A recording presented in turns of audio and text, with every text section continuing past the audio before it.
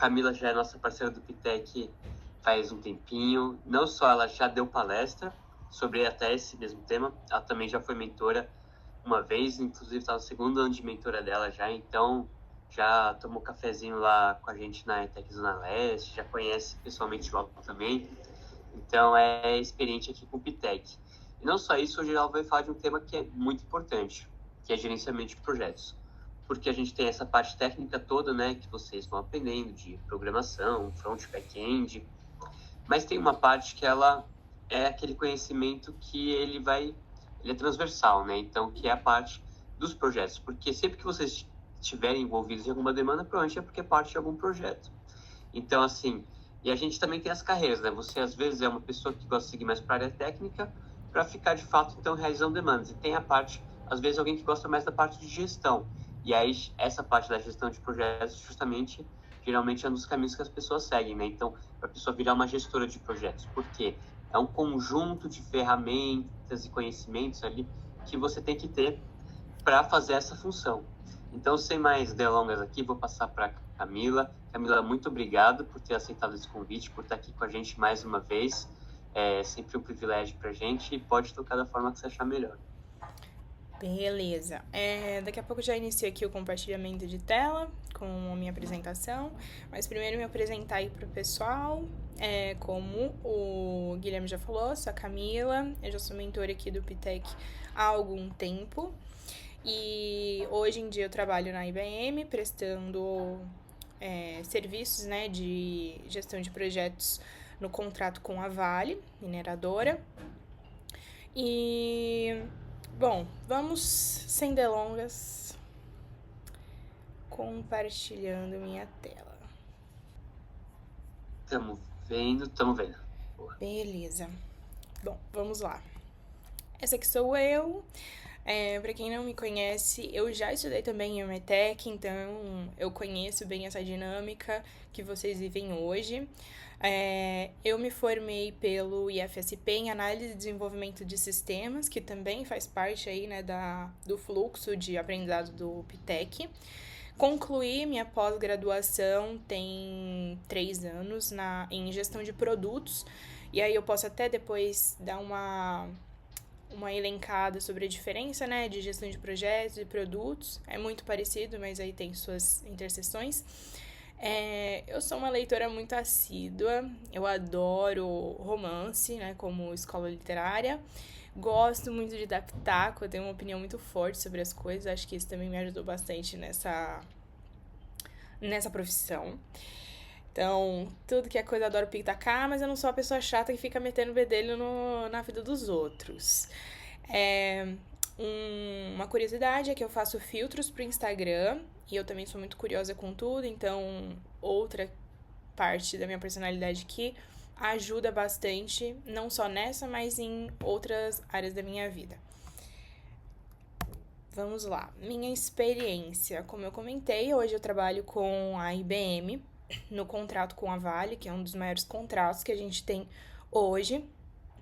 E eu comecei, o que muita gente não sabe é que eu comecei sendo desenvolvedora. Então, não foi, assim, da noite pro dia que eu já me apaixonei pela gestão de projetos, ou nem sempre soube que era isso que eu queria para minha carreira. Comecei desenvolvendo em Java, né, utilizando Spring Boot, também aqui no contrato com a Vale. Eu iniciei como estagiária, eu não me identificava muito com essa área de programação, mas eu tinha uma visão bastante fechada no sentido de acreditar que a área técnica de ser desenvolvedora de software era a minha única oportunidade de ascensão. Então eu acreditava que se eu não fosse desenvolvedora, eu não ia ter sucesso na minha carreira como profissional de TI nunca.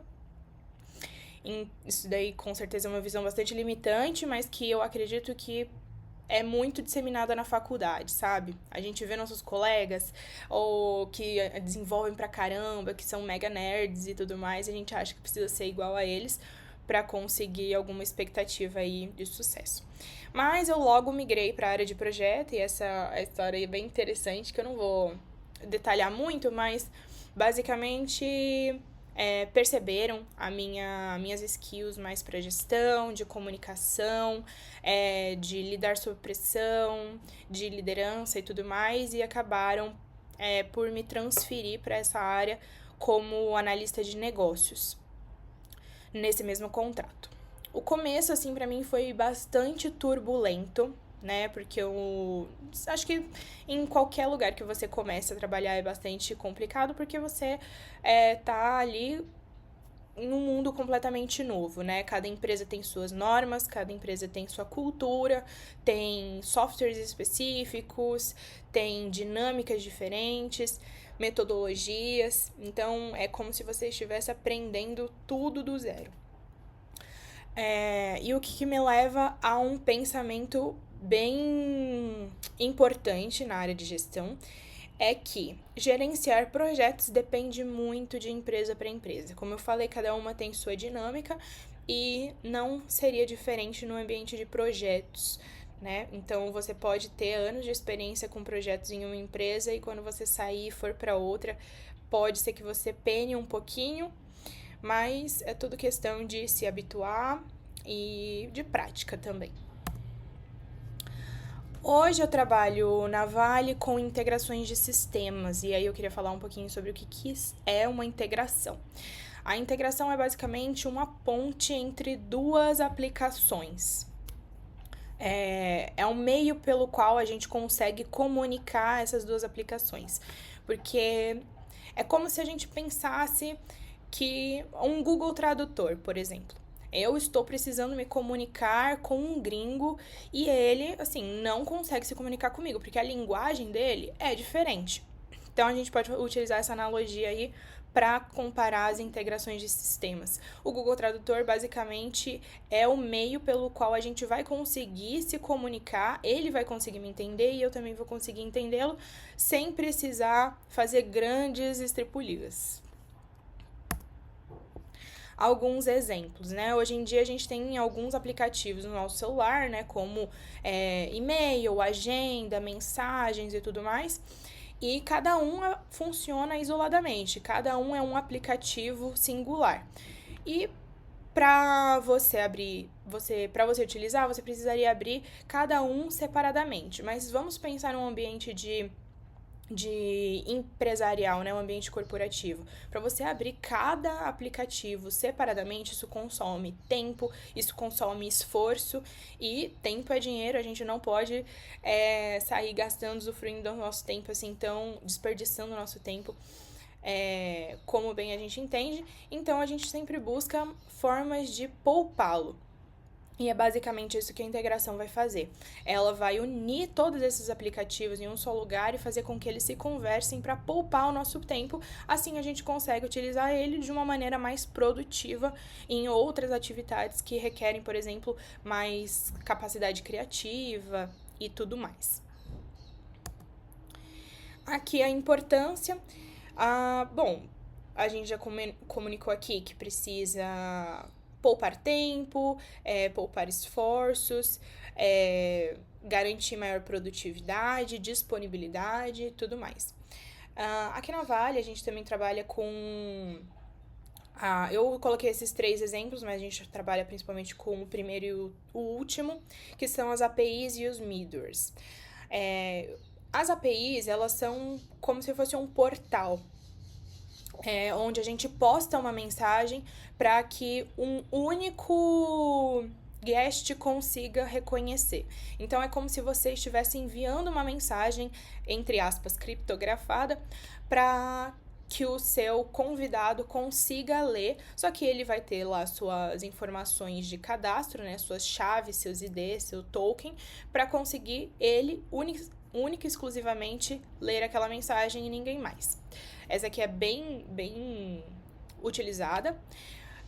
E o outro são os middlewares, que era onde eu utilizava o Java para conseguir traduzir a mensagem. Aí aqui não necessariamente seria uma questão de criptografia, mas sim uma questão de tradução da mensagem, onde você recebe ela da sua origem, da sua aplicação de origem, traduz de modo que o destino consiga ler. Porque vamos lembrar que as aplicações elas se comunicam de uma maneira diferente, então eu que estou falando aqui em português e um alemão que está falando em alemão, eles não vão conseguir se entender sem a tradução, e é o que o Midway vai fazer.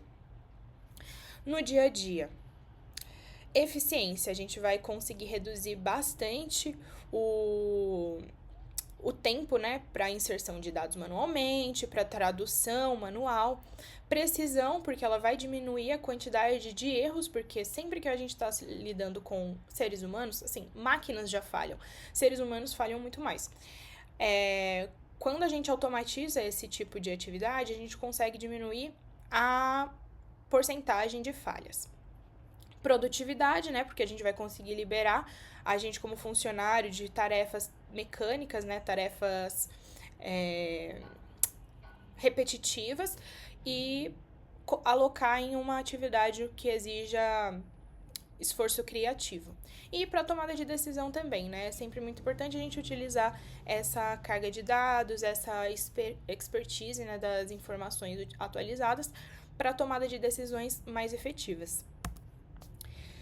E o que é gestão de projetos? Exatamente minha área. Eu gosto de dizer que gerenciar projetos é transformar ideias em resultados.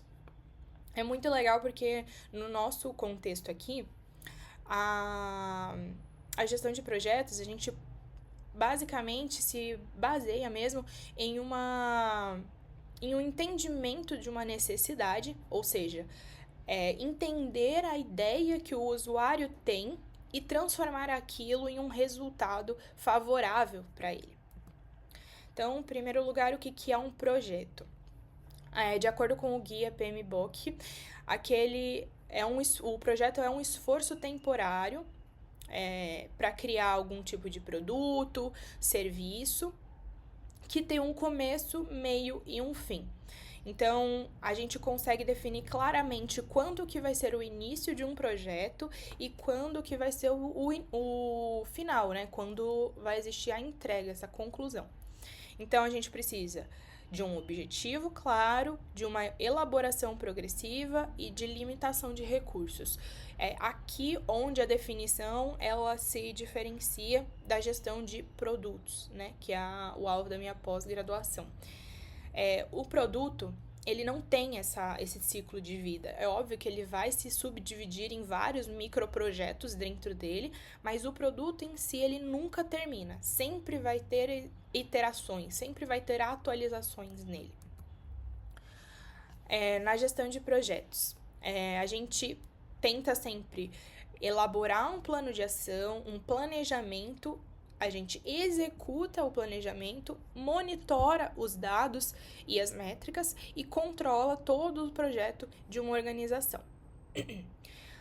A gestão de projetos, ela exige também que o projeto ele seja executado e concluído com o menor número de falhas possível. E aí eu vou até comentar que para isso acontecer, é muito importante que a gente se baseie em dados. Eu acredito que hoje em dia vocês têm aí algumas matérias que focam nisso.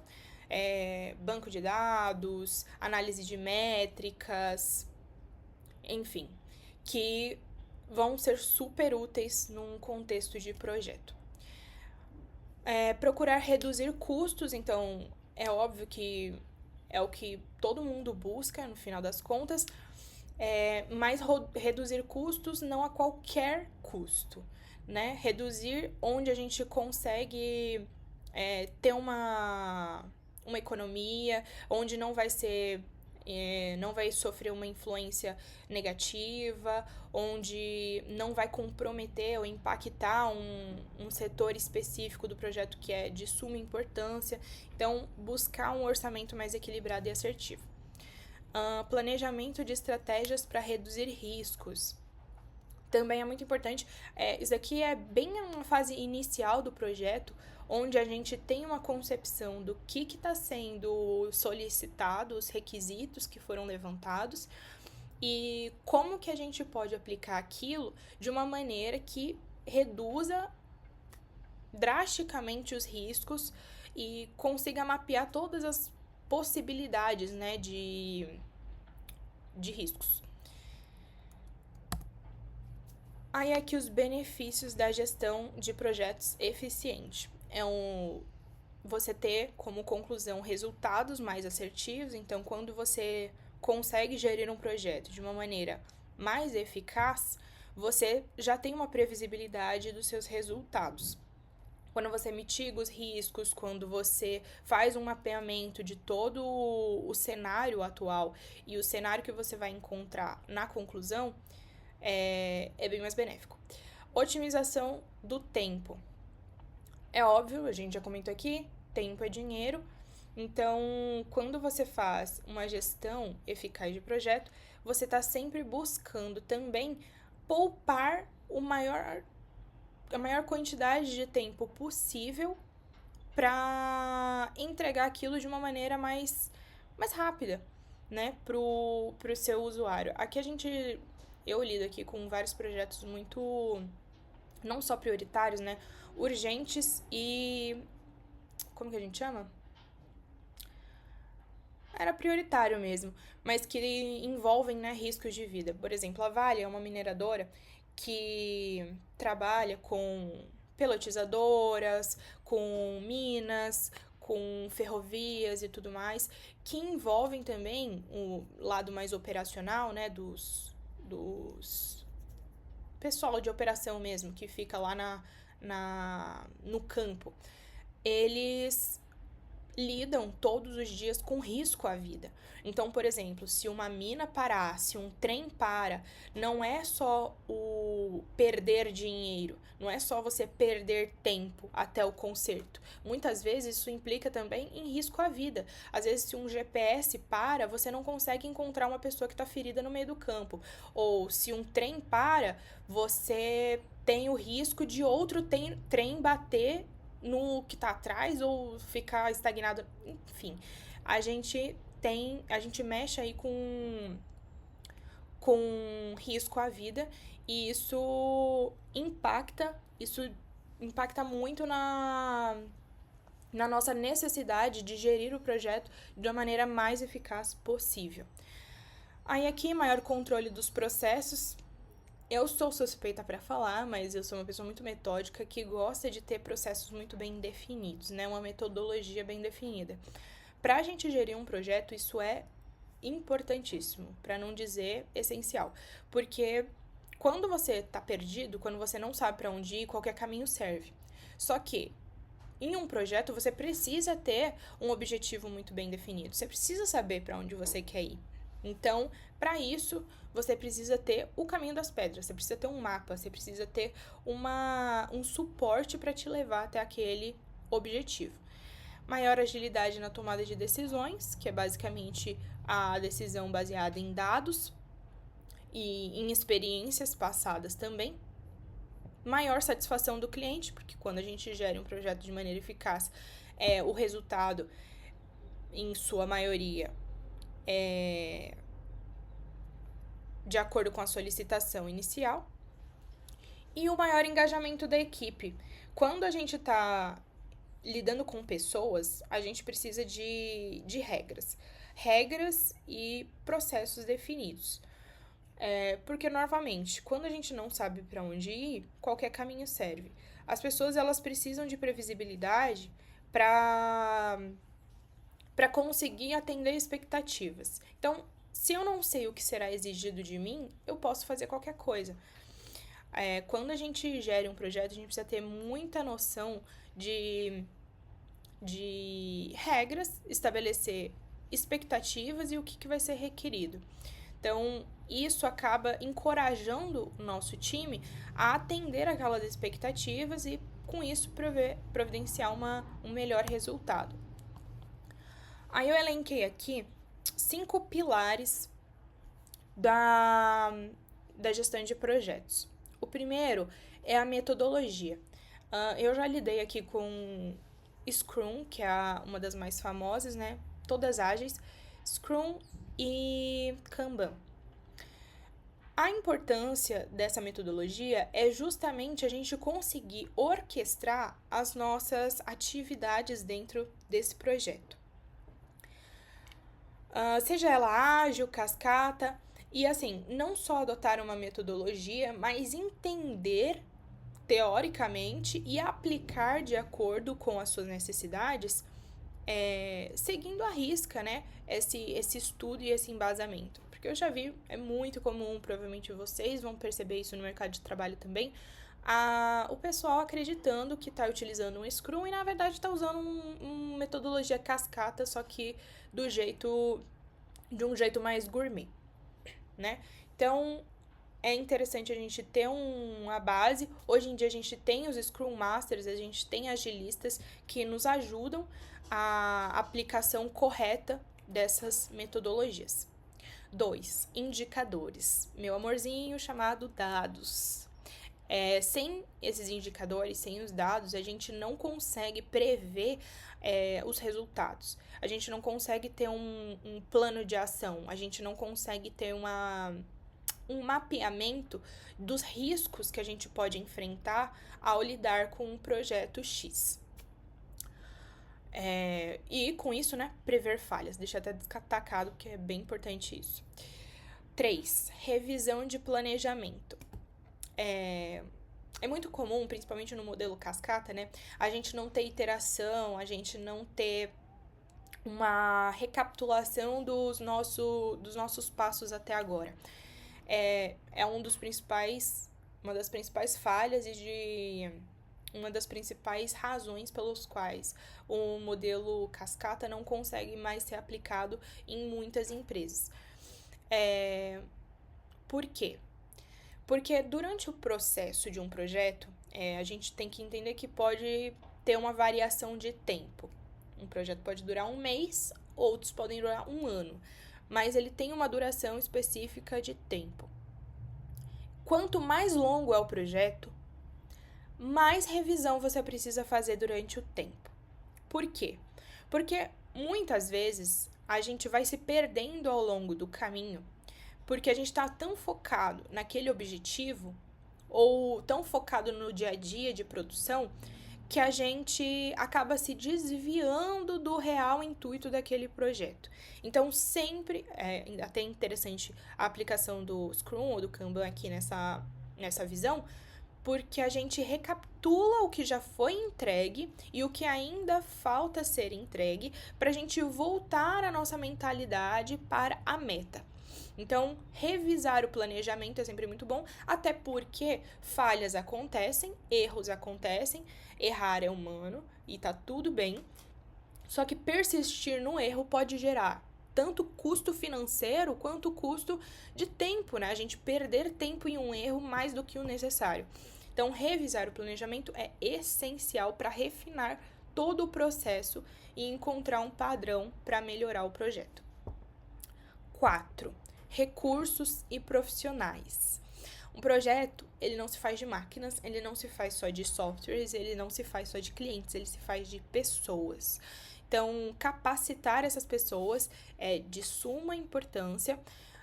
Quando eu cheguei aqui na Vale, a gente teve um baita de um esforço para capacitar, né, todos os desenvolvedores e analistas, né, de negócios também, mas principalmente os desenvolvedores. Porque são tecnologias novas, são tecnologias específicas da empresa, tecnologias que nunca ninguém tinha, né, atuado de maneira prática. Então, cursos, palestras como essa, treinamentos e tudo isso são ótimas maneiras da gente qualificar o nosso time para atender melhor aquela necessidade de projeto. 5. Software de gestão. É muito comum a gente aqui ter algum tipo de agenda, algum tipo de aplicativo ou plataforma para organizar o nosso cotidiano. A Microsoft, né, mesmo, oferece muito como o DevOps, tem o Gira, enfim, várias ferramentas que nos ajudam a pontuar aquilo que já foi feito, planejar os próximos passos, entender quem é que está responsável por cada ponto. Então, é de extrema importância. Organização, acho que é um dos pilares. Eu não coloquei especificamente essa palavra, mas organização é basicamente um pilar estrutural da gestão de projetos. E o que faz um gestor de projetos? Ele aplica a metodologia, né, selecionada. Aqui não é só a gente que aplica, tá? Em empresas maiores, com um time mais robusto, a gente tem um profissional agilista ou um Scrum Master, enfim, para nos auxiliar com isso, mas o gestor de projetos é essencial que ele tenha noção da metodologia que está sendo utilizada, porque senão o time vai em um caminho e o gestor vai em outro, ninguém vai chegar a lugar nenhum. 2, comunicar decisões e resultados. É muito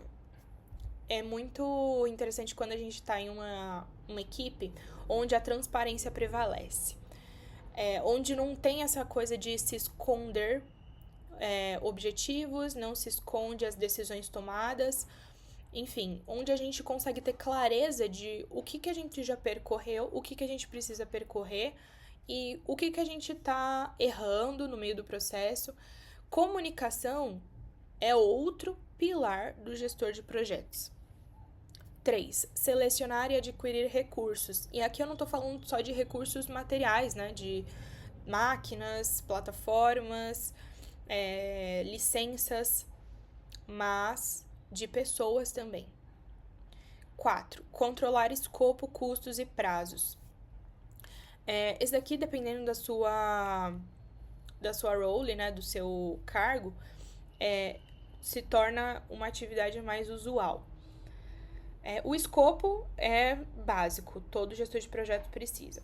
Custos, nem todos. Normalmente a gente tem também uma pessoa específica para financiamento, para gestão de orçamento e tudo mais.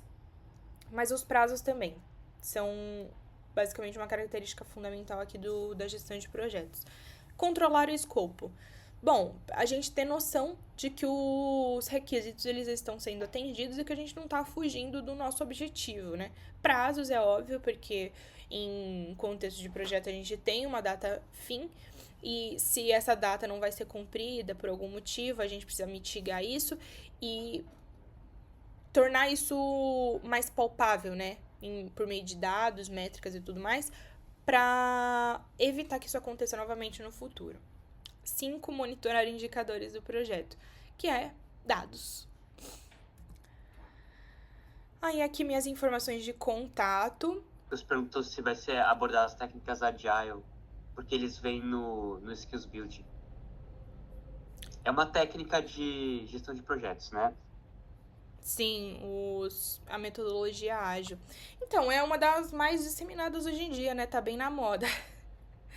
Tá bem na moda utilizar Agile. Aqui a gente usa muito Kanban. Mas eu confesso que eu gosto muito do Scrum. Bom, eu tenho minhas ressalvas. Eu acredito que é muito importante a gente saber a metodologia que a gente está querendo aplicar e não se restringir a uma só. No sentido de, não, eu conheço Scrum, vai ser Scrum e acabou. É uma coisa muito comum. Então, você ter uma noção de algumas metodologias, estudar superficialmente algumas delas, entender a necessidade do seu projeto, porque às vezes a gente não tem essa flexibilidade no projeto de falar, não, isso aqui pode sofrer algumas iterações, essa daqui a gente tem a oportunidade de conversar mais com o usuário, ter mais contato com eles, daqui a gente tem um prazo mais flexível, tem um custo mais, né, que dá para se contornar, enfim, tem entendimento sobre as características do nosso projeto e atender de acordo com a metodologia que mais se encaixa.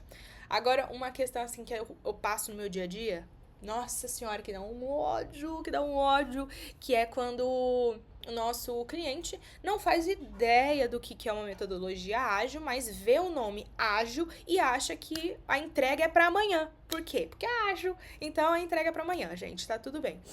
Então, é uma conversa, um trabalho de comunicação que a gente tem que ter com o nosso usuário, com os stakeholders, para tornar isso transparente, né? Que não é porque é uma metodologia ágil que vai ser entregue semana que vem.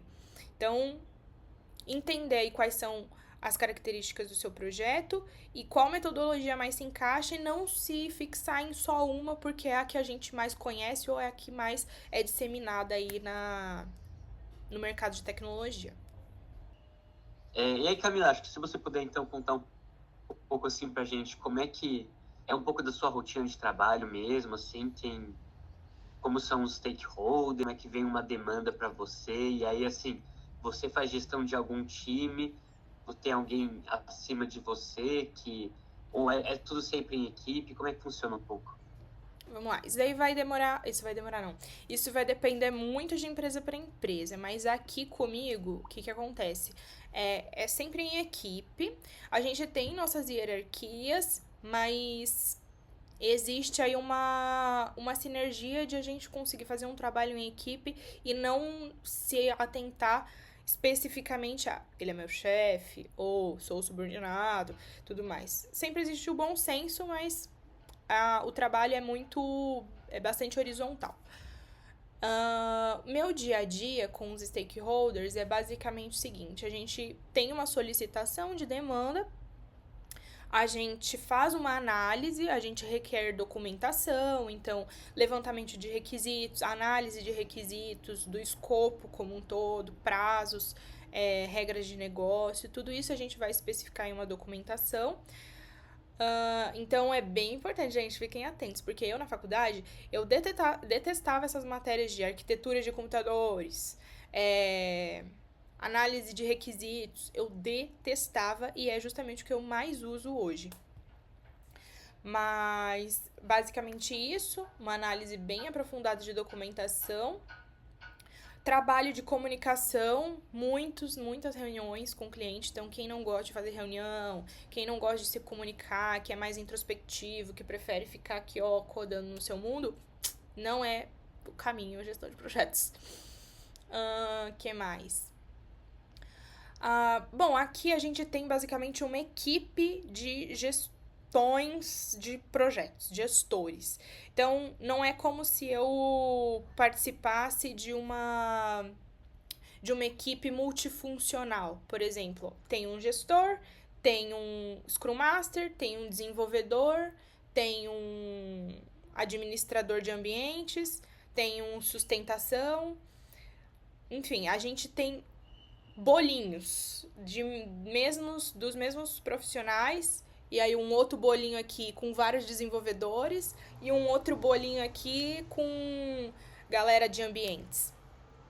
Então, o que a gente faz? É como se fosse uma estrutura de esteira, onde a gente requisita esses recursos dos outros times para agregar no nosso projeto.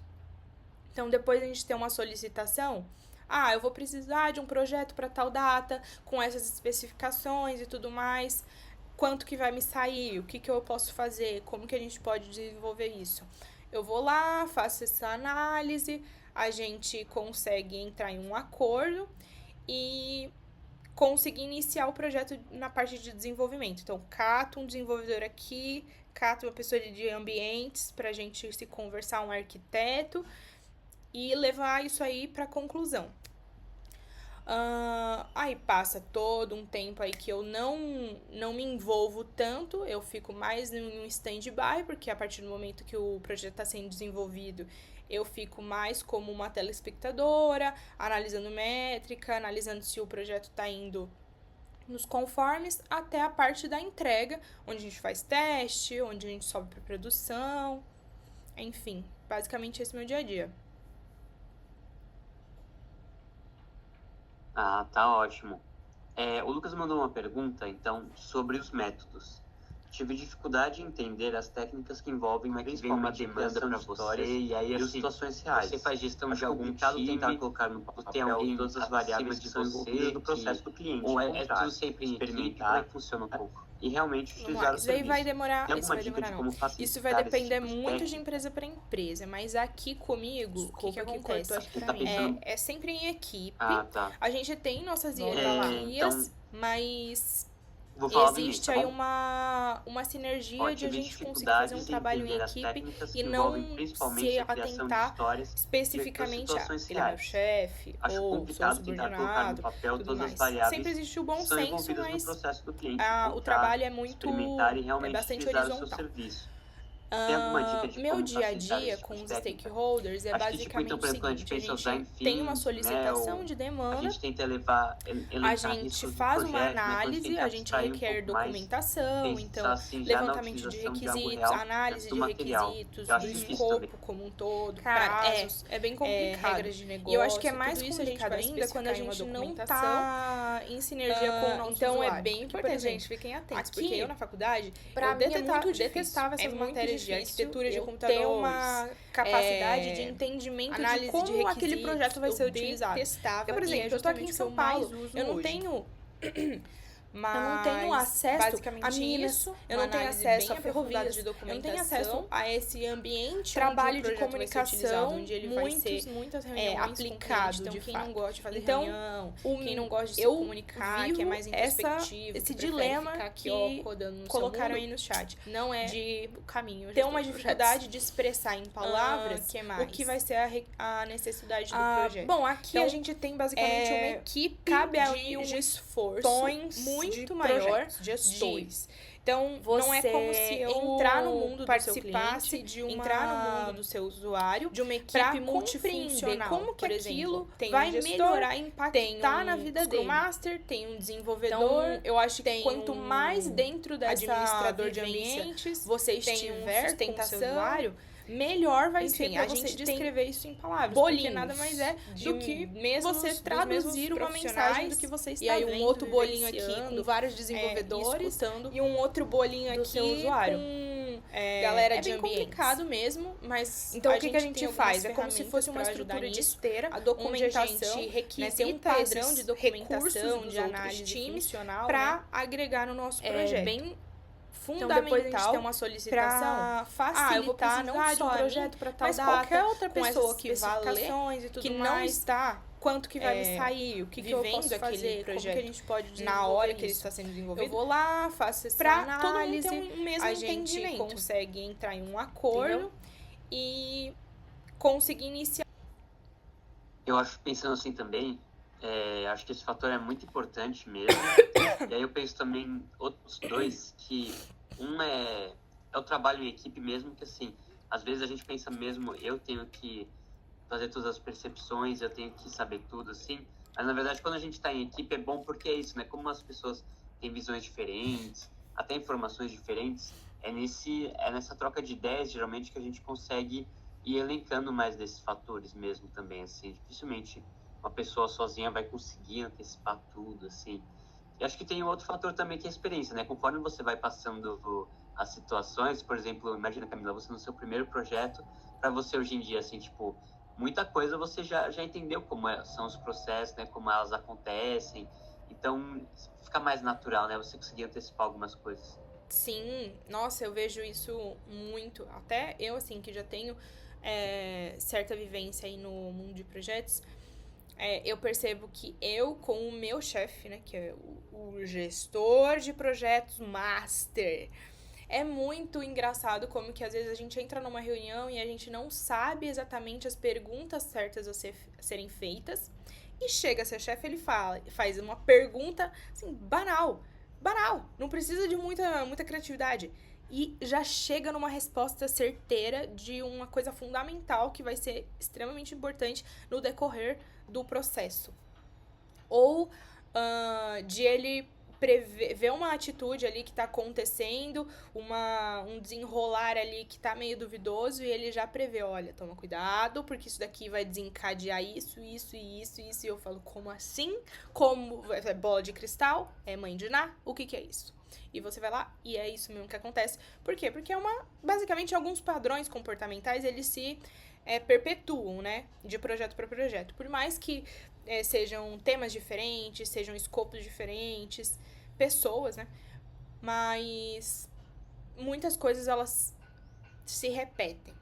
Então, experiência fundamental. A comunicação com o time também é fundamental, porque a minha experiência com gestão é completamente diferente da experiência com desenvolvimento de arquitetura, de sustentação. Então, você tá em contato interino com a galera é muito importante também para você ter uma opinião diferente, opinião com visões diferentes de cada canto desse projeto inteiro. Então, é isso. Comunicação com todos, experiência e se afundar, né? Se mergulhar no contexto do cliente. Essa parte, você falou, acho que isso é uma coisa que chama atenção mesmo das perguntas. Porque quando você vai ficando mais experiente, aí se você sabe as perguntas que você tem que fazer. Porque, pessoal, acho que uma das coisas mais importantes do projeto é entender essa questão do escopo, né? Você tem objetivos ali, você tem metas e você tem seja um produto, seja o que for, a ser entregue. Então, você tem que saber. As perguntas, elas demonstram que você entendeu a fundo. Então, quais são os fundamentos do projeto, exatamente as coisas que você precisa saber para que ele ande da maneira mais eficiente possível. Então, quando você tem as perguntas bem direcionadas, é o que a Camila foi falando, você consegue puxar essas informações que ou são as fundamentais do projeto andar ou antecipando, então, coisas que podem acontecer e tal.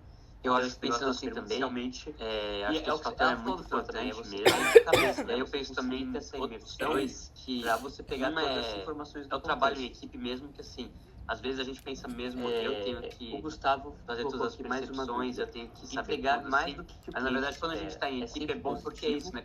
Mas como fazer em visões diferentes, o foco do projeto, evitando atividades que não estão alinhadas com os objetivos principais. Depende. Não é sempre positivo, não. Porque, por exemplo, vamos pensar aqui. Quem foi que perguntou? Gustavo. Eu não tô vendo o chat, tá, gente? Não é que eu não sei, é que eu não tô vendo o chat. Gustavo. Nem sempre isso é positivo, tá? Depende muito. Mas, vou te dizer, vamos lá. Você tá precisando, por exemplo, de um notebook. De um notebook que tenha capacidade tal, que tenha uma câmera boa, que tenha um processador bacana, nanã. Seu budget, seu orçamento, você tem uma quantidade de dinheiro para gastar, que é o quê? R$5.000. Se eu tô aqui desenvolvendo seu notebook, na capacidade que você quer, com todas as características que você quer, só que assim, eu quero te entregar mais, para você ficar mais satisfeito, para você ficar mais feliz, com mais capacidade, com mais processamento, com mais memória, com tudo mais. Só que assim, esse mais custa dinheiro, e esse mais leva tempo para ser feito, que às vezes a gente não consegue produzir com as mesmas características, com as mesmas características não, com mais características, com mais funcionalidades em um mesmo período de tempo do que com as características que você me forneceu. Então, assim, isso vai levar tempo, entregar mais, leva tempo e custa dinheiro.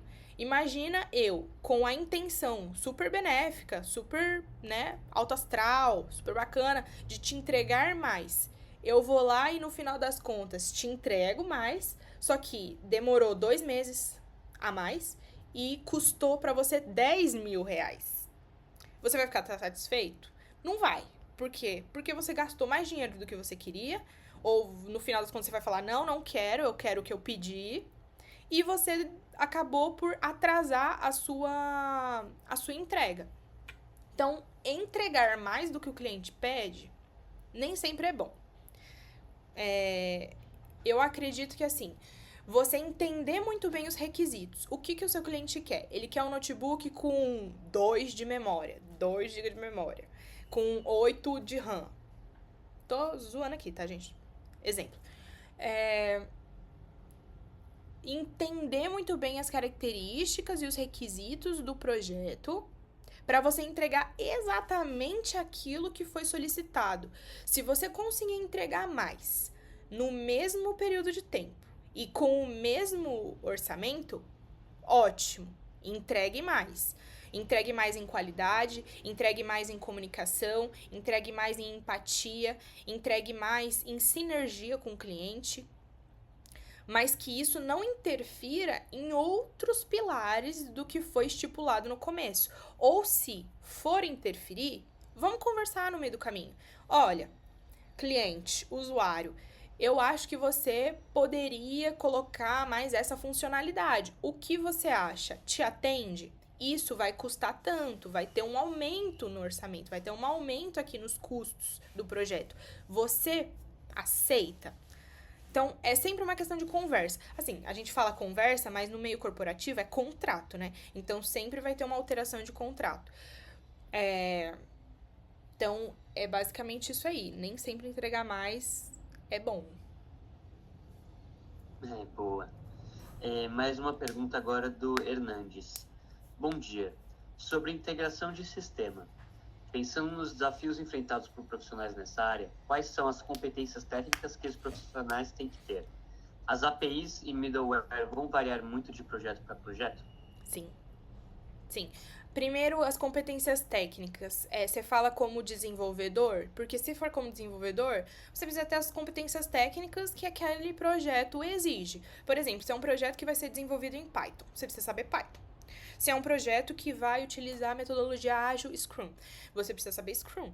Pelo menos, não precisa ser, o mestre da metodologia ágil, mas pelo menos entender os artefatos, assim, umas rotinas, alguns fluxogramas. É o básico para você tocar o projeto. Se for como gestor, a minha vivência aqui é mais complicada, porque eu não preciso me aprofundar tecnicamente em várias linguagens de programação, mas pelo menos ter um conhecimento básico de várias. Então, é muito complicado para mim aqui, porque você precisa ser generalista em tudo. Você precisa saber um pouquinho de Python para conseguir fazer um teste, para conseguir entender um log, para conseguir ver uma mensagem de erro e tudo mais. Não só em Python, mas em Java, em linguagens lá de dados, tem que ver em SQL, tem que ver em Power Center, em ADF. Cara, é uma galera de linguagens aqui que você precisa ter um certo entendimento. Então, o conhecimento técnico vai depender do projeto que você está atuando. Aí, a outra parte da pergunta eu esqueci. A segunda parte. A primeira parte era das competências, né? E aí a segunda, se as APIs e middleware vão variar muito de projeto para projeto. Vão variar bastante. Mas assim, normalmente, o que acontece? A gente tem uma gama de aplicações que a gente trabalha, né? No mercado tem inúmeras, mas a gente também não pode apelar para todo lado, atirar para todo lado. A gente precisa ter um globinho aqui de quantas aplicações a gente vai conseguir sustentar. Eu lido com Python e Java. Esse projeto aqui, ele dá para tratar com qual desses middlewares? Não sei. A gente vai fazer um estudo de requisito para entender qual que é que supre melhor as necessidades. E aí vai depender, novamente, tudo vai depender da necessidade do projeto e dos requisitos que ele tem. Mas sim, o middleware vai depender muito. Eu acho que para quem tá começando, é interessante você focar em um, sei lá, às vezes por inclinação, por gosto pessoal mesmo. Às vezes um que você viu no ensino médio, na faculdade, você gostou, que você se identificou mais, foca e vai que vai, entendeu? Conforme você for necessitando, você vai mudando. Eu acho que o básico é você entender a lógica da programação. Isso para quem é desenvolvedor, tá? Entender a lógica da programação e aí o resto é prática no dia a dia de você ir alterando algumas coisas. Para gestão de projetos, eu já não consigo dar tanto essa dica, porque você vai ter que aprender tudo. Você vai ter que entender um pouquinho de tudo. Lógica de programação é bom pra todo mundo, tá? Independentemente se você tá indo pra área técnica ou funcional, se você vai ser desenvolvedor ou pra área de liderança, saber lógica de programação é muito importante. Porque é uma dica que eu dou em todas as palestras que eu dou, que é como que nós, gestores, líderes, vamos conseguir medir que um projeto está sendo bem executado se eu não faço ideia do que é Python. Vamos exemplificar aqui Python porque vamos supor que é essa a linguagem que está sendo usada. Como que eu vou conseguir definir que isso daqui está sendo direcionado corretamente?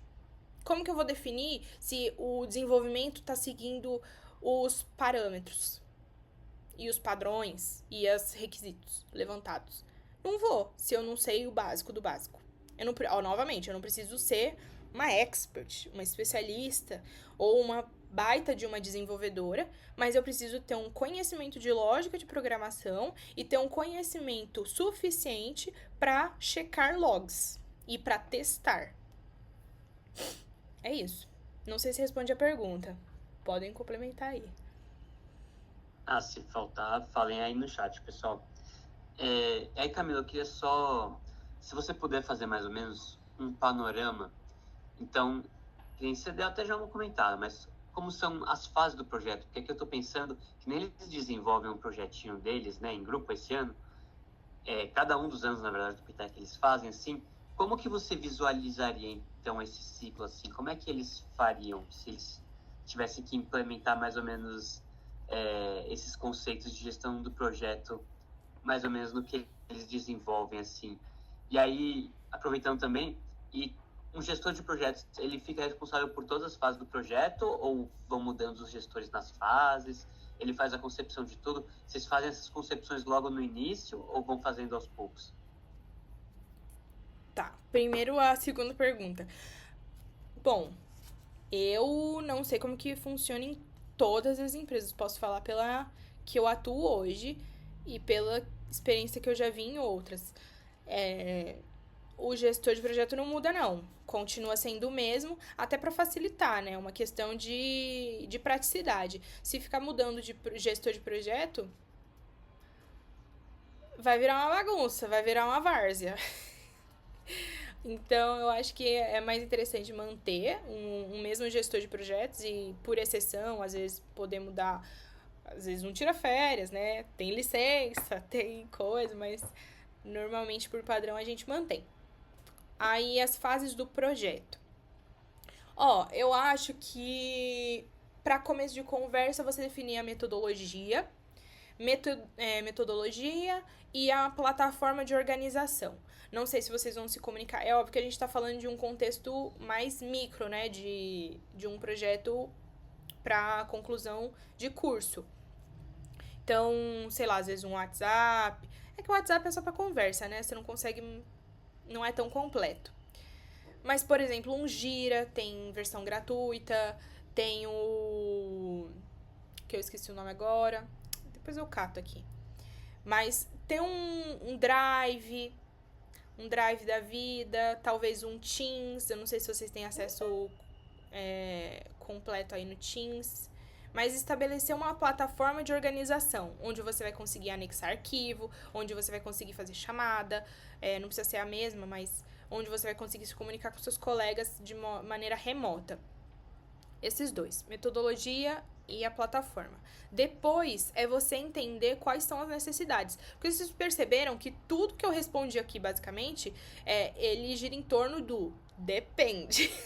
Depende dos seus requisitos, depende da sua necessidade, depende do seu objetivo com o projeto. Seu projeto é o quê? Para entregar uma VM, é para entregar uma máquina, uma inteligência artificial, um software, um hardware, é o quê?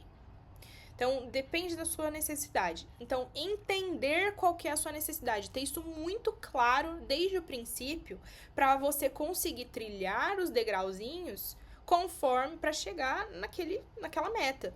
Então, ter muito bem especificado isso, documentar cada parte do processo. Documentar, que eu digo, escreva em um contratinho, um documento Word, qual é a introdução, qual que é o seu objetivo, qual a finalidade desse projeto, qual é o escopo, o que que isso vai englobar, quais os passos para eu chegar até lá.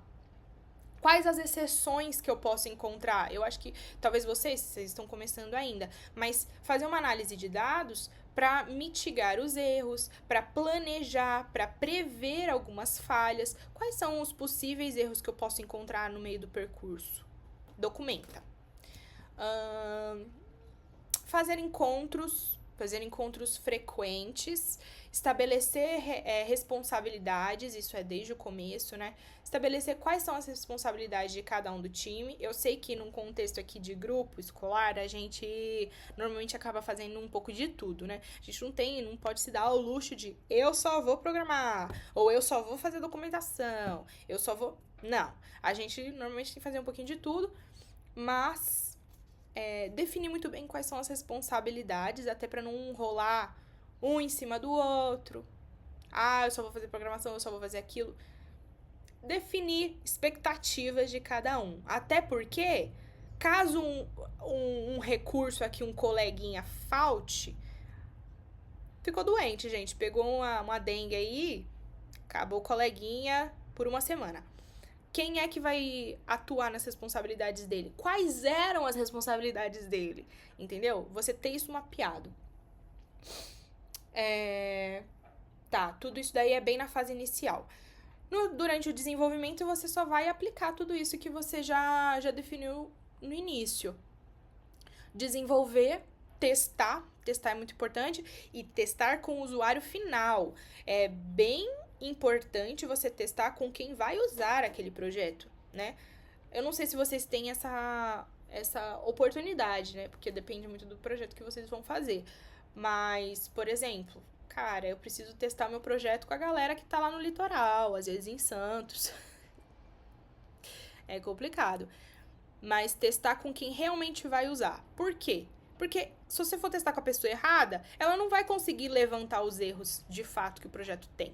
Então, você não vai conseguir agregar tanta melhoria, você não vai conseguir validar se aquilo tá certo ou não, porque o usuário final não é aquela pessoa. E aí, entrega e validação de que todos os requisitos foram cumpridos. Basicamente é isso. Nossa, muito bom, galera. Espero que vocês tenham dado uma notada aí nessas coisas, porque tiveram várias diquinhas muito boas. Porque acho que tem uma coisa que é da gestão de projetos, que é organização. Se as coisas não são organizadas, assim, então isso já complica muito.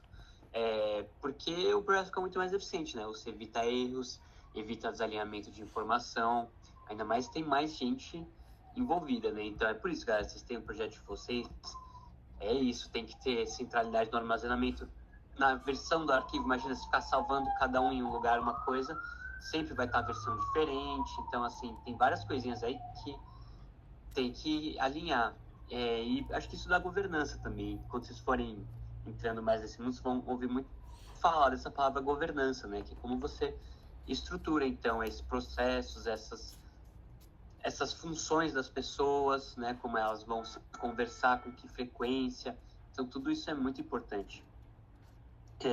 O Hernandes, entendi, obrigado por esclarecer, que ele fez a outra pergunta, né? E aí ele falou, outra coisa, sobre esse reconhecimento do problema. A comunicação sempre vai se dar de forma parcial, com o cliente tendo que explicar o problema com palavras, ou em alguns projetos maiores, alguém vai conviver com o problema para conseguir compreender ele na sua totalidade.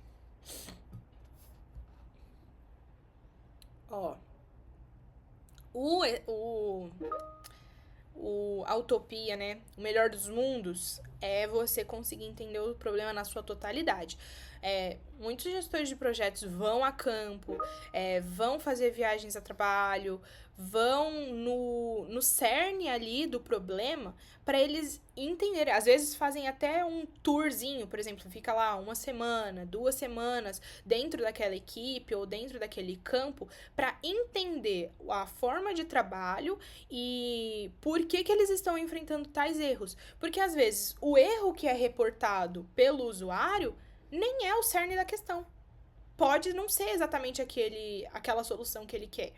Enfim, muitas vezes a gente vai a campo. Eu não vou, tá? Não vou, por quê? Porque todo dia eu ia ter que ir pra Vitória, Espírito Santo, pra ficar validando lá mina. Mina, gente, é engraçado, né? Toda vez que eu falo mina, eu acho que eu tô falando gíria. Mineração. Eu não vou. A gente precisa confiar que o usuário sabe qual é o melhor pra ele, qual que é o verdadeiro problema. Isso é perigoso? Isso é perigoso, porque eu não confio 100% em usuário. E eu não recomendo que ninguém confie 100% em nada. Mas a gente tem algumas formas de contornar essa situação, que é formalizando. Formalizando via e-mail, via documentação. Entendendo que, cara, eu estou fazendo um acordo com você. Eu, gestor de projetos, e o usuário. Estou fazendo um acordo. Você está me pedindo isso e é isso que eu vou entregar. Então, independentemente se esse é o verdadeiro erro, se esse é o verdadeiro resultado que ele quer, eu não vou ter muito como alterar essa situação. Eu só vou conseguir entregar aquilo que me foi exigido e que está em contrato. Se não é exatamente aquilo que ele precisa de fato, ele vai ter que arcar com as consequências dessa falta de planejamento, dessa falta de perspicácia em análise da falha. Enfim, já não é uma responsabilidade minha mais, entende? Mas, de fato, é melhor quando você consegue ter essa análise mais profunda da experiência lá do usuário. Mas nem sempre é possível. Tem um lado da gestão de projetos, né? E aí depende também, né? Você vai uma coisa mais consultoria e tal, que é essa questão das viagens, justamente por causa disso, né? Mas aí, claro, depende, não são todos gestores de projetos, mas assim, para quem gosta de viajar mesmo, às vezes é um tipo de carreira que pode ser interessante, porque é isso, é importante você entender o contexto, né? A realidade ali de onde você está fazendo as coisas. Porque às vezes é simplesmente necessário você ir lá, né? E outras, às vezes, porque a gente, com muita distância, a gente às vezes pode pensar uma coisa, formular e tal, mas para implementar vai ficar difícil se a gente não conhece exatamente como funcionam as coisas lá na ponta, né? Mas, assim, tem a galera que gosta de viajar, geralmente curte, porque é isso, é cliente em um lugar, em outro, aí aproveita para ir viajando. Mas é cansativo também, acho que não é... Bem cansativo. Eu queria muito que meus clientes estivessem no Canadá, na Califórnia. Pois é, né? Mas não rolou ainda. Aí é melhor ainda. O Enzo mandou: como são separadas as responsabilidades de cada um e o que você leva em consideração para definir o que cada um deve fazer? Vou fazer um panorama com o meio corporativo para vocês terem essa visão, mas também vou ter noção de que vocês ainda estão no ensino médio e fazer um panorama, uma analogia aqui com a realidade de vocês, tá? Que eu sei que é muito diferente. Vamos lá. Meio corporativo. A gente faz contratação através da necessidade iminente que a gente tem no projeto. Eu não tenho desenvolvedor Python. Vou precisar contratar uma pessoa que saiba Python. Eu tô precisando de um arquiteto de soluções, mas um arquiteto sênior, um arquiteto que sabe o que ele tá fazendo, que não tem essa linha de curva de aprendizado, que ele precisa se aprofundar, preciso de tal skill. Trago essa pessoa pra dentro do meu time. Então, no meio corporativo é assim. No meio do projeto aqui, que eu entendo que vocês ainda estão no ensino médio, temos aqui algumas limitações normais e naturais de quem ainda tá começando. Como a gente define responsabilidades? Eu começaria com o que vocês estão mais engajados a fazer, o que vocês têm mais aptidão para fazer. Eu, na minha época de faculdade, né, eu não fiz técnico, eu fiz a faculdade mesmo de análise e desenvolvimento de sistemas. Na faculdade, eu detestava programar, mas eu era obrigada, né? Porque não tinha recursos, pessoas o suficiente pra eu escolher o que eu ia fazer. Então, todo mundo tinha que programar. Mas, se vocês tiverem a opção, coloquem essa responsabilidade do desenvolvimento sobre aquelas pessoas que já têm certa aptidão, que já têm mais conhecimento sobre isso, que já gosta de fazer isso, entendeu? Não que isso vá ser uma tarefa exclusiva daquela pessoa, não vai jogar tudo nas costas do coleguinha, que isso daí também é feio. Todo mundo tem que aprender. Mas joga um pouquinho mais essa responsabilidade para quem tem essa aptidão. Se você já vê que tem um membro ali no time que é mais organizado, que é mais metódico, que é uma pessoa que gosta de formalizar tudo, de anotar, de fazer levantamento de responsabilidades, de requisitos, de objetivos. Nossa, gente, vamos lá, vamos fazer um bloquinho. Ah, fulano vai ficar com tal, fulano vai ficar não sei o quê. Estou anotando tudo, a pessoa que tá sempre atenta, que tá sempre querendo ver cada passo. Essa é a pessoa que vai ser a líder do grupo. Não tem, entendeu? Ela vai ser a líder do grupo. Eu tô falando ela porque eu tô me vendo nesse papel, mas pode ser ele também. Essa pessoa, ela tem mais aptidão pra isso, mas não significa que ela só vai liderar o grupo. Ela vai ter que programar também. Ela vai ter que fazer uma parte do documento, ela vai ter que fazer uma revisão, vai ter que fazer uma tradução, vai ter que apresentar. Então, vai por aptidão, porque tem mais chance de sucesso. Mas, novamente, não significa que só porque a sua aptidão é liderar ou só porque a sua aptidão é programar que você só vai fazer isso aqui no contexto de ensino médio. Ah, boa. O Hernandes perguntou sobre esse reporte de erro, como isso funciona na prática e como esse erro é reportado. Se for erro no código, eu imagino que dá para mitigar de forma mais rápida, mas quando o problema é estrutural no projeto? E tem uma segunda pergunta, mas eu posso fazer depois. Vamos lá, então, com essa. Olha, isso daí é o terror de nós gestores. Erros. Erros acontecem, a gente tem que aprender a lidar com eles, porque vai sempre acontecer. Quando o erro é no código, nem sempre é tão fácil. Nem sempre é tão fácil porque depende muito de que momento você percebe isso. Por isso é muito importante revisão, replanejamento, comunicação constante com os seus recursos, com os seus times. Se for no código, é um pouco mais fácil, porque teoricamente toda a parte funcional já tá pronta, tá redonda, e vocês já entenderam o que precisa fazer. Às vezes é um bug que é no código, né? É um bug que você precisa estar em contato com o usuário para ele testar. Então precisa ter uma disponibilidade de ambas as partes para se conversarem e validarem se aquilo está sendo corrigido da maneira correta ou não. Quando é um erro estrutural, é péssimo, já aconteceu comigo, vai acontecer com todo mundo, principalmente no começo. É uma maneira de você voltar a refletir e falar o que eu pequei, qual foi a pergunta que eu não fiz, o que foi que eu não previ, o que foi que eu não alinhei corretamente ao ponto de eu achar uma A e o cliente achar B. Então, volta tudo do começo. Se for estrutural, volta tudo. Volta do começo, porque é mais fácil do que você querer remendar um projeto e voltar ele todo vazado. Então, volta do começo, fala, olha, eu acho que houve aqui um erro, uma falha de comunicação, vamos entender melhor quais são os objetivos, vamos voltar, é isso mesmo que você precisava? Não era. Então vamos voltar, porque você assinou, às vezes a pessoa assinou um negócio que estava errado e você fala, meu filho, aí me sinto muito, né, você tá assinando coisa errada, você tá assinando coisa que você não quer, entendeu? Complicado. Mas a gente volta do começo, sem mistério. Tá? Erros acontecem quando você tá num time mais receptivo, que fala, beleza, a falha acontece, você se mostra um pouco mais tranquilo em errar. Mas tentar fazer todas as etapas do processo mitiga bastante esses erros. Sim, falhas estruturais são mais complicadas. Qual que era a segunda pergunta? A segunda é, vocês só entregam um projeto quando ele está redondinho, eu imagino. Mas quando entregue, o sistema/projeto é monitorado? Se sim, por quanto tempo após a entrega?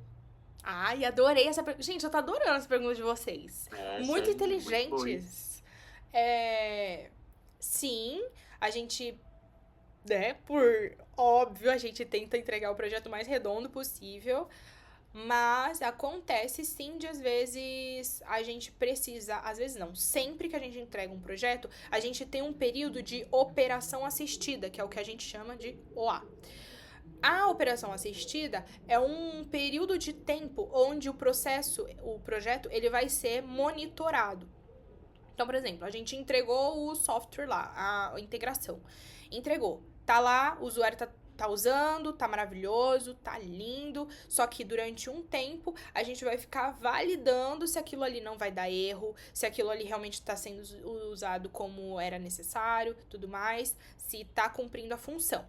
O tempo vai depender. Vai depender muito do padrão estabelecido na empresa, né? Às vezes é 30 dias. Acho que o padrão é 30 dias. Mas normalmente isso daí depende até da periodicidade dessa integração. Porque às vezes a integração não é usada todo dia. Tem integração que é usada uma vez na semana. Então, o período de operação assistida vai precisar alterar também. Porque concorda comigo que uma integração que é testada diariamente durante 30 dias é diferente de uma integração que é usada só 4 vezes no mês? Então, basicamente, ela só foi testada 4 vezes durante esse período e a outra foi testada 30. Então, tem que existir um balanço, né? Vai depender da governança, da política da sua empresa e vai depender da periodicidade da sua integração. Boa. E agora uma pergunta assim, em gestão de projetos, como é que geralmente tem cargos, por exemplo, você começa, sei lá, como analista júnior, aí você vira analista pleno, e aí depois você assume mais cargos de gestão, você geralmente já tem uma autonomia sobre equipes? Como é que funciona mais ou menos? Também vai depender de empresa para empresa, mas eu acredito que a gente tenha meio que um padrãozinho de ter uma trilha ali, né? De júnior, pleno, sênior. Sendo que o júnior, é óbvio que as exigências de um júnior vão ser inferiores à de um pleno. Também existe muito Eu falo gestão de projetos porque é um nome mais genérico, é um nome mais global. Mas, por exemplo, o nome do meu cargo aqui na IBM é Business Analyst. Então, é um analista de negócios. Não necessariamente eu sou gestora de projetos, mas todas as minhas funções, elas colidem ali, elas coincidem com uma gestão de projetos. Mas o nome, ele muda de empresa para empresa também. Às vezes você pode ser chamado, sei lá, de Product Owner, às vezes um Scrum Master, ele também faz um trabalho de gestão de projetos, dependendo da empresa, de forma errada, mas acontece. A gente tem essa trilha de responsabilidades menores no começo. Como eu falei ali, durante a palestra, eu falei sobre questão de finanças, custos, prazos. Muitas vezes é um gestor de projetos mais sênior que trata de contratos com o cliente, de custos de verdade, para contratação de recursos. Enfim, eu não passo por essa fase ainda. Mas existe. E normalmente é com pessoas um pouco mais avançadas, com uma experiência mais superior, né, de mercado. Acho que tem um lado que é legal da gestão de projetos, que meio que você pode seguir para qualquer área no sentido de, você pode fazer um projeto então mais TI, um que é então com mineração, outro com saúde, assim, então acho que que nem você falou da curiosidade, né? Acho que os vários conhecimentos, né, de várias áreas, saberes diferentes, também é uma coisa que pode ajudar bastante, né? E que nem se falou, se você tem um conhecimento, às vezes, mais jurídico, pode ajudar para uma parte de contratos, outro mais de contabilidade, financeiro, para essa outra parte, assim, também, né? Sim. Aqui eu lido mais com projetos de tecnologia, só que, mesmo sendo apenas de tecnologia, ele é aplicado em diversas áreas. Em ferrovias, minerações, tem na área da saúde, na área de geolocalização, na área de inteligência artificial, tem uma gama, um leque inteiro gigantesco de possibilidades dentro da gestão de projetos. Então, se você se especializa nessa área, você, cara, consegue ir para várias outras. O que eu acho muito legal é o quão interdisciplinar é essa profissão. Porque, como você falou, a gente lida com gente da saúde, gente da tecnologia, a gente lida com operacional, a gente lida com financeiro, com jurídico. É muito legal. Mas vai depender, claro, da onde você está focado e da prática, né? Por exemplo, você vai pegar um projeto jurídico agora, daqui 6 meses você vai pegar um da área da saúde, você não vai atuar da mesma maneira. Você vai ter que pegar no tranco. Ou vai precisar pegar uma experiência com outros funcionários, pegar uma curva de aprendizado ali, um treinamento, fazer uma validação de métricas daquele projeto, daquela área específica. Parece que é um mundo onde você nunca para de aprender, porque cada projeto é único, apesar de suas similaridades em alguns pontos. Eu ia perguntar justamente em relação a isso. Não sei, mas dá um friozinho na barriga, por exemplo, você vai começar um projeto sobre um tema que, assim, às vezes não é tanto, sabe, sua área, geralmente. Mas aí você dá uma estudada antes, geralmente nos projetos, conforme vocês vão fazendo as reuniões, vocês vão aprendendo, geralmente o cliente, ele dá uma boa explicada já no que é, no que ele quer, ou vocês que vão se virando para estudar e desenvolver isso mesmo? Eu sempre gosto de ter pra mim, assim, um contexto mais inicial de que vou me virar. Então, tudo que eu posso fazer pra aprender sobre aquele mundo, pra estudar sobre aquela área específica, pra entender o contexto real, né, prático daquele cliente, eu faço. Quando a gente encontra um cliente mais legal, ele nos explica, ele nos dá um embasamento, ele tem mais paciência de entender que aquilo ali é novo pra gente.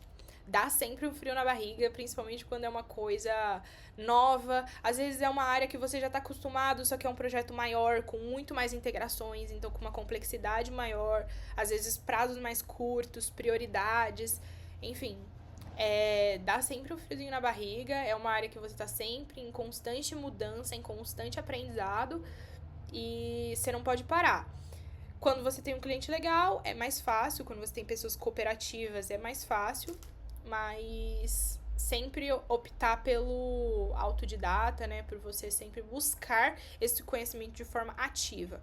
E não só com relação a áreas, né? Mas com relação à comunicação mesmo. Porque o básico de um projeto é comunicar e entender a comunicação de outros clientes, traduzir essa comunicação para a parte técnica.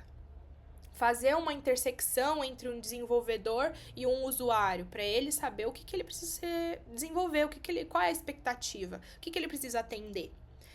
Então, desenvolver muito comunicação, e agora tá rolando sim uma onda de projetos de outros países. Então, você ter não só uma comunicação no seu idioma, em inglês, talvez para outras línguas, mas o básico, inglês. Gente, uma tarefa de aprendizado sempre. Se você é uma pessoa que não gosta de monotonia, que não gosta de estar sempre na zona de conforto, que gosta da atividade, que não gosta de ficar parado, gestão de projetos. Então, tá rolando essa tendência, assim, de vir, então, bastante projeto de exterior para fazer? Isso é interessante também, né? Tá rolando. Então, no começo, quando eu entrei, eu não tinha muito essa... Bom, eu já lidei, mas eu não tinha tanta essa expertise. Mas com o tempo você vai tendo a prática, né? Tá rolando muito, sempre vai existir. Acredito que é a onda aí do momento e dos próximos tempos. Mas não necessariamente vai ser o projeto que você vai ser incluído. Vai muito da sua skill, vai muito da sua disponibilidade, da sua qualidade comunicativa, se você tem o idioma fluente ou não. No começo eu não tinha, então eu penava um pouco. Não só, às vezes você tem até um inglês fluente, mas você lida com outros gestores de outros projetos que tem um sotaque muito enferrujado, por exemplo, da Índia, uns chineses, Tem um inglês meio capenga, tem um inglês com um sotaque muito arrastado. Então, é uma onda de você praticar muito e você viver aquele contexto, sabe? Show. Galera, ó, estamos nos encaminhando para o final aqui, galera. Mandem as perguntas no chat aí pra gente ir terminando. E aproveitem, galera. Aproveitem esse espaço aqui, a Camila. Pensem em vocês, nos projetos de vocês, que tudo isso aqui é isso, são os conhecimentos transversais nesse processo todo. E sobre o que fazer quando uma empresa tem uma cultura muito diferente? Como é que é lidar nesses projetos? Cultura diferente no sentido de países mesmo ou no sentido de... De cultura da empresa mesmo, assim, empresarial, organizativo. Olha, eu sei que às vezes no começo a gente não tem muito essa opção de, não gostei da cultura, vou sair. Às vezes a gente tá por necessidade. Então você tentar entender o que essa cultura vai fazer você ser requerido. Então, o que isso vai requerir de você? Essa cultura vai me permitir ou vai me exigir ser uma pessoa mais maliciosa, ou uma pessoa mais dinâmica, ou vai ser uma cultura onde eu posso ficar mais tranquilo, que o conhecimento vai vir até mim, que eu consigo ficar mais na minha, ou eu tenho que ser mais ativo. É uma cultura onde tem um incentivo a eu buscar esse conhecimento dentro da empresa, ou vou precisar me desdobrar em recursos externos. Cara, depende muito, mas eu acredito que seja uma questão de você entender o que é exigido de você. Porque assim você vai conseguir atender as expectativas onde quer que você esteja, e mesmo que a cultura seja muito diferente do que você do que você quer. Então, esperar atender essas expectativas, e se não for aquilo que você quer, dá uma seguradinha até que você consiga sair para algum lugar que seja mais a sua identificação. Perfeito. Agora até me surgiu, acho que uma palavra bastante importante nisso, assim, da gestão de projetos é adaptabilidade, né? Acho que é uma característica bem importante para ter. E você comentou antes, você falou sobre cliente legal e cliente chato, mas o que é um cliente chato? Cliente chato é o cliente que não sabe o que quer. Cliente que fica exigindo coisa errada. Cliente que chega pra mim e fala é prioridade, só que fica 2 semanas sem me responder. Entendeu? Esse é um cliente complicado. Nossa senhora, a gente lida com bastante aqui. Sempre acontece. Mas eu gosto de falar que um dos meus respaldos é a documentação e a formalização. Porque aquilo que é combinado não sai caro. Então, se você combinou alguma coisa, aquilo tem que se perpetuar. E não é só na palavra, na reunião, no boca a boca. É assinado. Eu concordo. Eu escrevi isso, eu estou de acordo com isso. Então, formalizar sempre. Então, por mais que uma pessoa chegue pra você e fala que é prioridade, eu quero que ela escreva isso, que ela formalize de alguma forma, para que depois, quando esse acordo for quebrado por uma das partes, eu tenha como me respaldar de alguma forma. Falar, olha, você falou que era prioridade, mas aqui, 3 semanas que eu não vejo um teste da sua parte. Ou você me pediu isso, como que a história, o acordo tá mudando e ninguém foi comunicado? Acontece, tem uns contextos aí bem adversos no mundo de projeto. A gente lida com pessoas que não são tão honestas, não são tão moralistas ou éticas. Infelizmente, o mundo também dispõe dessas pessoas, mas a gente vai aprendendo a lidar conforme o passar do tempo e principalmente através de formalização. Meu sobrenome é formalização. Isso aí é dica de ouro também, pessoal. Formalizar, registro das coisas, que é isso. Isso aí é o que garante tudo. Hernandes, na resolução de projetos, a solução proposta é sempre uma ferramenta nova ou existem casos em que são utilizadas ferramentas existentes? Eu tenho interesse em ciência de dados, queria saber se ela se liga de alguma forma com gestão de projetos. Liga. Eu adoro ciência de dados. É inclusive um dos meus estudos atuais para melhorar, né, a forma como a gente trata com esses dados. Porque eu falei, né, gente, dados são essenciais para você entender um cenário passado, conseguir aplicar, fazer um mapeamento futuro, fazer uma certa previsibilidade do que pode acontecer. Enfim, dados é vida, é o novo petróleo. Mas, se é sempre uma ferramenta nova, nem sempre, nem sempre. Na verdade, a maior parte das vezes são ferramentas que a gente já usou, ou que a gente já viu que funciona, né? Muitas empresas adotam esse visual mais, como fala? Conservador. Mas, bom, Google, por exemplo, adora uma coisa mais inovativa, Amazon, de criacionista e tudo mais. Não tem muito uma regra, tá? Depende da cultura também da empresa, do quão engajada ela tá nesse tipo de inovação, mas não é uma regra, não. A gente pode utilizar algo que já funciona e melhorar. Perfeito. Não, assim, acho que, respondendo um pouco também, Enes, essa questão de dados, eu acho que é isso. Ela com certeza tem tudo a ver. Porque, por exemplo, se você vai fazer um diagnóstico de alguma situação e é uma coisa que você precisa de dados, entra aí. Se você precisa fazer esse monitoramento da implementação, então, por exemplo, de vários atores, várias ferramentas, pode ser que seja tudo através, então, um volume muito grande de dados, de planilhas e tal.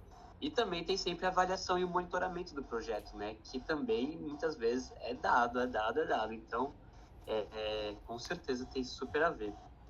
Aí o Gustavo mandou: existem algumas coisas que o cliente pode mudar durante o projeto sem que interfira no contrato, como cores, layout ou algo do tipo?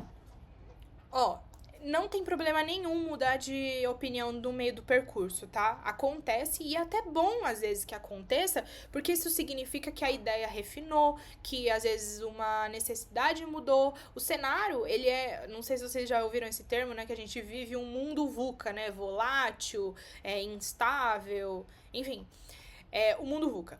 A gente vive num mundo que ele tá em constante mudança. E isso vai se refletir, às vezes, num projeto. Principalmente se é um projeto longo, que tá aí com uma perspectiva de 1 ano, 1 ano e meio, 2, a gente até espera que haja uma mudança no meio do caminho. Só que isso precisa ser acordado. Novamente, combinado não sai caro. Se a gente precisa fazer uma alteração no meio do percurso, se uma functional, ela mudou, uma funcionalidade, né? Se algum botão mudou, vamos dar o exemplo do botão aí que você falou das cores. Tudo bem, só que a gente precisa ser comunicado. E a gente precisa fazer uma recapitulação do que isso vai impactar no nosso projeto. Porque, novamente, às vezes o usuário pensa que é só uma cor. Mas uma cor, ela pode impactar todo um código que o desenvolvedor fez. E ele precisa levar, tipo, em vez de 2 semanas, ele vai levar 2 meses pra fazer. Pra recapitular tudo aquilo. Pra mudar a lógica, enfim. Fazer um combinado. E assim, ter uma certa flexibilidade de todas as partes. Porque se o cliente ele teve essa necessidade no meio do caminho, ele também tem que entender que isso vai ter um impacto, que isso terá consequências, seja no prazo, seja no custo, seja às vezes na qualidade. Então, ter aí um certo entendimento e manter as coisas formalizadas para que esse acordo mude e seja assinado por todo mundo, porque eu não posso simplesmente brotar na minha cabeça que eu quero mudar as coisas e não estar adepto, né, dos impactos que isso causa. Gente, porque a gente não pode esquecer que no final, assim, os projetos também, eles estão, de uma certa forma, eles estão precificados, né? Então, tem tanto das horas de quem está trabalhando, como as coisas que você vai fazer mesmo, o escopo e tal. Então, acho que é o que a Camila falou, né? Você faz essas mudanças, inclusive às vezes são boas, mas tem que ter limites, né? Que nem ela falou do bom senso, do que é combinado, porque imagina, do nada, é uma coisa que você tem que estender por mais 1 ano o trabalho, ou era um carro que era para andar, agora é para voar, aí não dá, né? Aí é outro combinado, aí mudou demais. Aí é outra especificação. O Rodrigo mandou: bom dia, uma pergunta sobre essa parte das metodologias. Acontece de a empresa ter um certo projeto que envolve um grupo de funcionários dele e outro da IBM trabalhando juntos. Se sim, quem decide qual será o jeito de gerir o projeto? Quando tem duas equipes atuando no mesmo projeto? Isso, de uma empresa e outros da IBM, por exemplo. Então, isso daí é mais comum do que parece, tá? Eu vivo isso no meu dia a dia sempre. É complicado porque a gente entra em uns certos conflitos, né? Às vezes. Só que assim, o que a gente tenta adotar aqui, tá? Eu não posso falar por todos, mas o que a gente tenta adotar aqui é o seguinte: olha, o cliente está contratando nossos serviços. Ele está contratando sabendo que a nossa metodologia é assim, sabendo que eu preciso de um tempo para fazer um planejamento, para pegar um recurso de desenvolvimento, pegar um recurso de administração de ambientes, administração de dados. Eu tenho datas para isso. Eu tenho sprints, eu trabalho com essa metodologia. Então, ele nos contratou tendo esse conhecimento. Isso nunca foi escondido, isso não é ocultado dele em nenhum momento. Então, se ele contratou nossos serviços, ele sabe disso. E a gente não pode sempre abaixar a cabeça para vou me adaptar ao cliente porque é a forma como ele escolheu trabalhar. Porque senão você vai ter que, se você adotar fazer isso, beleza, mas você vai ter que se adaptar a todos os clientes. Então, a cada projeto você vai ter que mudar a sua abordagem. E tem gente que funciona dessa forma, mas poucas vezes, viu? Tem, assim, minha experiência é que isso mais confunde o funcionário do que qualquer coisa. Então, você ter a sua metodologia, você ter a sua forma organizacional é muito importante para você ter previsibilidade. E isso gera um engajamento melhor da equipe, tem uma sinergia melhor. Porque os funcionários, quando eles estão perdidos, quando eles não sabem para onde atirar, eles não vai conseguir ser o mais produtivo e o mais eficiente possível. A gente lida aqui com muitas equipes e, obviamente, com suas metodologias diferentes, mas a gente tenta sempre priorizar a nossa forma. É óbvio que vão existir exceções, é óbvio que às vezes uma mudança de metodologia bate muito de frente com a outra e a gente vai precisar abrir mão de algumas regras, mas são exceções. O padrão é o nosso. Boa. Hernandes, quando faz análise do problema, é comum lidar com grandes volumes de dados diagnósticos? Esses dados são exclusivamente da empresa que está recebendo o serviço ou é possível utilizar bases de dados externas para analisar padrões de comportamento do usuário? Isso é uma ótima pergunta. Complexa, mas complexa. Gente, olha, normalmente aqui a gente usa uma base de dados nossa mesmo, tá? A gente não costuma pegar base de dados do usuário, não. Mas, em problemas mais complexos, a nossa base não é suficiente. Então, a gente sempre precisa fazer consulta também com a do cliente, com a do usuário. Isso não é comum, mas em problemas mais complexos, sim, se faz necessário. Muito bom. Pessoal, é isso, assim, das perguntas aqui. Tem mais perguntas? Vamos lá, dar um tempinho para vocês elaborarem. Se tiverem mais perguntas, mandem aqui no chat. Ou perguntem no microfone também, né? Perguntas sobre gestão de projetos, pode ser mais técnica, sobre carreira também, tá valendo. Se vocês quiserem, dá esses minutinhos para vocês pensarem, que já estamos indo pro final.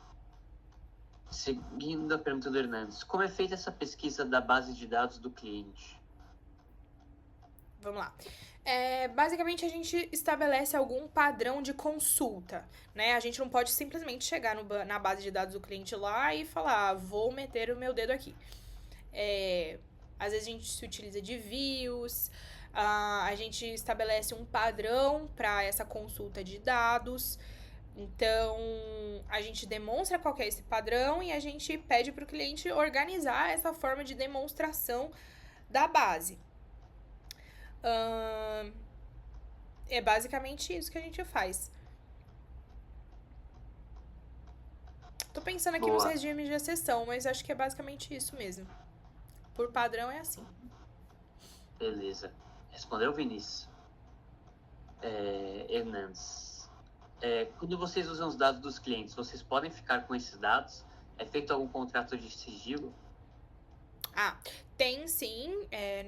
Bom, normalmente em toda empresa a gente tem um contrato de sigilo, principalmente com dados confidenciais, quando a gente está tratando algumas integrações aqui de RH, que mexe com dados sensíveis, telefone, salário, enfim, endereço, essas coisas.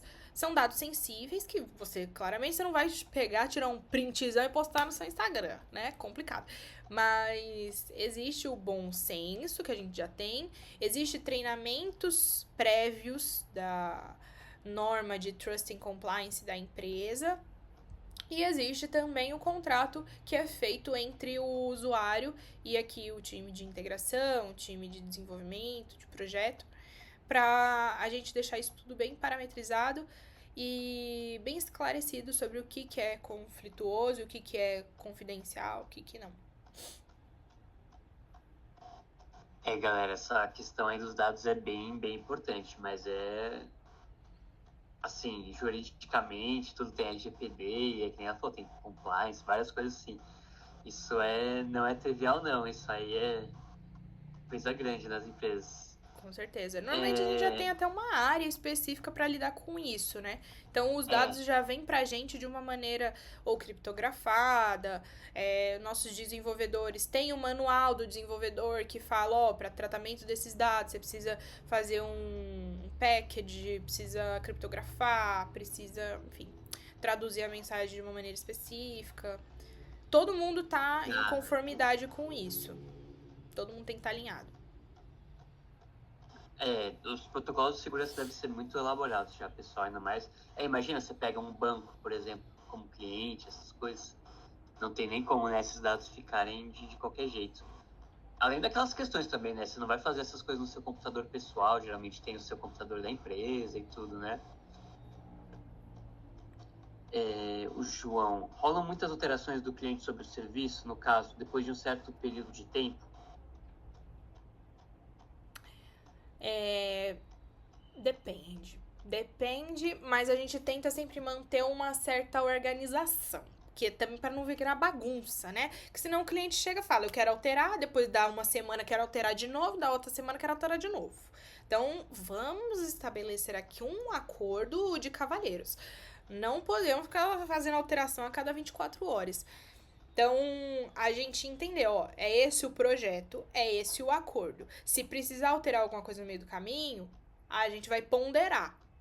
Só que assim, quando a gente percebe que é um cliente conflitante, que quer ficar indeciso, que fica mudando de ideia a todo momento, a gente fala, olha, não vai dar pra alterar durante mais essa fase aqui do projeto. A gente vai levar o projeto até o final. Se você quiser fazer uma melhoria, quando esse terminar, você paga outro projeto e a gente faz essa melhoria que você quer. Porque assim, isso não é comum, tá? Porque, assim, a gente tem normas, a gente tem certo fluxo de trabalho e a gente tem um entendimento que não dá pra ficar mudando a hora que a gente quer.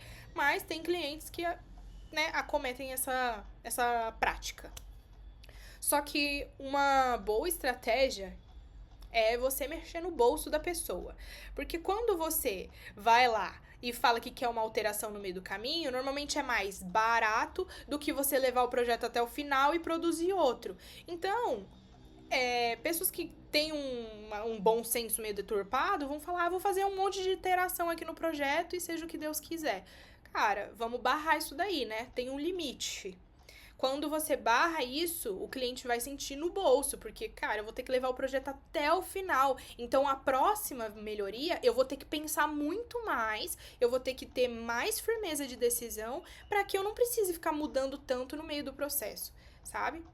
É uma questão de educar o seu cliente também, colocar alguns limites e não ficar aceitando qualquer coisa, porque senão ele monta em você. Nossa, total, pessoal, isso aí é o soft skills, assim, gestão de projetos não tem como, galera, assim, tem a parte técnica e tal, mas assim, os soft skills é o total, porque é constantemente negociação entre você e o cliente, porque cada um tem seus interesses, né? Tem as questões da demanda e é isso, o cliente ele vai ficar exigindo, então você tem que impor limites e sempre é um processo delicado. Até porque eu não sei, pelo menos mas para mim uma coisa que mais me irrita é retrabalho. Você fazer uma coisa, aí depois ficar pedindo para mudar coisinha que não comunicou antes, não pediu direito, isso aí me mata. Acontece muito. É raro, mas acontece com frequência, né? Pessoal, últimos minutos aqui. Tem mais perguntas? Se não, vamos encerrando. Últimas perguntas no chat. O microfone, quem quiser.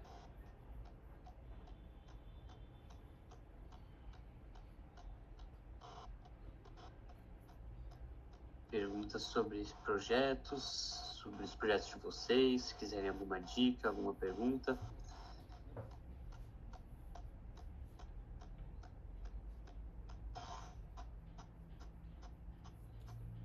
Falem agora ou calem-se para sempre.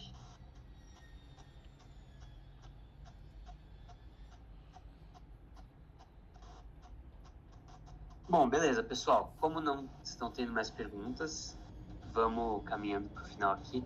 Eu queria agradecer demais a Camila pelo tempo, pela disposição, a disponibilidade dela, a parceria com o Pitec, dela estar aqui falando sobre a carreira dela também, né? Falando sobre o que é a gestão de projetos, então dando essa aulinha para nós. Muito obrigado, viu, Camila, pelo seu tempo. Sei que está em horário de trabalho, então, galera, é isso. Ela está aqui 100% voluntária, sem receber nada, mas só dessa oportunidade mesmo para conversar com vocês diretamente. Obrigado por responder todas as perguntas também com tanta atenção. É isso, eu que agradeço, gente. Adoro esse programa. Eu identifico muito, tanto por já ter frequentado a ETEC, tanto por entender também essa fase que vocês estão vivendo, que é assim de um marasmo de dúvidas e incertezas. Então, eu sei o que é passar por isso e eu quero ajudar da melhor forma possível com o conhecimento que eu tenho hoje, né? Se eu ajudar uma pessoa, pra mim já é o máximo. Eu deixei aí minhas formas de contato no Slack, não sei se vocês têm, mas podem procurar no LinkedIn, tem um Instagram específico agora para esse assunto, então me caçem lá e a gente pode responder mais dúvidas caso vocês tenham fora desse horário aqui mais limitado. Mas é isso. Muito obrigada pelo convite e até as próximas sessões, né? Que a gente vai ter aí mais algum encontro, provavelmente. Temos. Final de ano, inclusive, você vai ver esse pessoal da Zona Leste lá presencialmente.